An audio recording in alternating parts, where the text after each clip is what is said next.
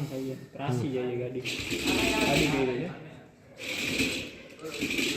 મારું નામ જીગર રાજેશભાઈ પેડા છે. હું સરકારી પોલિટેકનિક જામનગરના ઈસી એન્જિનિયરિંગ વિભાગમાં વિદ્યાર્થી છું, ફાઇનલ યરમાં ભણું છું.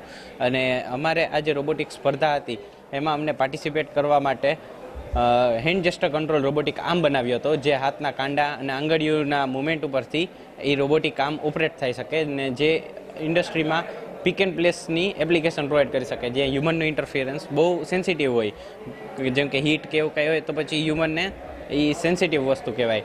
તો એના માટે આપણા રોબોટ જે છે એપ્લિકેશનમાં યુઝમાં આવી શકે છે.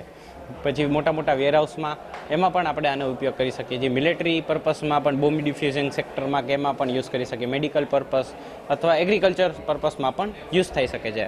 અને અમારે આનો આઈડિયા જે છે હેન્ડ જેસ્ટર કંટ્રોલ રોબોટિક આર્મનો, એ અમને ઇન્ડસ્ટ્રી વિઝિટ થ્રુ મળ્યો હતો, કે જેમાં એક રોબોટ છે એ ફિક્સ પ્લેસ ઉપર રહીને કામ કરે છે. બટ અમારો રોબોટ છે એ મૂવેબિલિટી, કે એક વસ્તુને એક પોઈન્ટ એ થી પોઈન્ટ બી ઉપર મૂકવા માટે ઇફ બેની વચ્ચે ડિસ્ટન્સ હોય તો એ પણ એ કરી શકે છે. અમારામાં total per day 8+ hours non stop મહેનત કરવી પડી હતી, including holiday, Saturday, Sunday include કરીને 4-4.5 મહિના ભરપૂર મહેનત કરી અમને આ સફળતા પ્રાપ્ત થઈ હતી.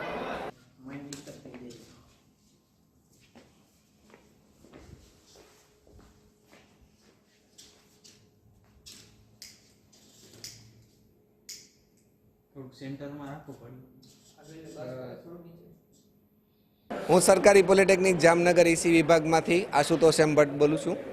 અમે અત્યારે જે રોબોટિક સ્પર્ધા જે ભારત ખાતે યોજાયેલી હતી અમદાવાદ સાયન્સ સિટી ખાતે, એમાં અમે એક તદ્દન નવીનતમ પ્રકારનો રોબોટ રજૂ કર્યો હતો, જે hand gesture control robotic arm હતો, કે જેની અંદર એક ઓમની ડાયરેક્શનલ મૂવિંગ પ્લેટફોર્મ હતું અને એની સાથે સાથે એક 6 ડિગ્રી ઓફ ફ્રીડમવાળો રોબોટિક આર્મ હતો. આ રોબોટ આમ તો ઇન્ડસ્ટ્રીમાં બધે જોવા મળે જ છે, પણ ઇન્ડસ્ટ્રીમાં જે રોબોટ જોવા મળે છે એ બધા જ રોબોટ ફિક્સ બેઝવાળા હોય છે, એ મૂવિંગ કરી શકતા નથી. તો અમે એક એવા રોબોટનું નિર્માણ કર્યું હતું જે બધી જગ્યાએ બધી દિશામાં ફરી શકે, અને આનું પણ કંટ્રોલિંગ બધી જગ્યાએ કાં તો રિમોટથી થતું હોય છે, તો અમે રિમોટથી નહીં પણ હેન્ડ ગેસ્ચરથી આનો કંટ્રોલ કર્યો હતો. અને અમે એનું કંટ્રોલિંગ એવી રીતે કરતા હતા કે હાથના કાંડા અને આંગળીઓની મદદથી એને અમે સંચાલિત કરી શકતા હતા, અને એની રેન્જ પણ મોર દેન 1.5 કિલોમીટર હતી. તો આવા રોબોટને કારણે અમે ત્યાં એક બહુ મસ્ત નિદર્શન કર્યું હતું, અને એને કારણે ત્યાં જજીસ હતા એ બહુ ખુશ થઈ ગયા, અને એને કારણે અમને કુલ 5 લાખ રૂપિયાનું આમાં ત્રીજું ઇનામ પ્રાપ્ત થયેલું હતું. મૂકી જ દેજે, યો નીચો કરીને મૂકી જ દેજે, ધીરે ધીરે લેજે. હવે લોઅર આમ થોડોક નીચો કર, યોને આમ કર એક પોઈન્ટ સાહેબ, બસ લોઅર આમ નીચો કર, ધીમે ધીમે એક એક.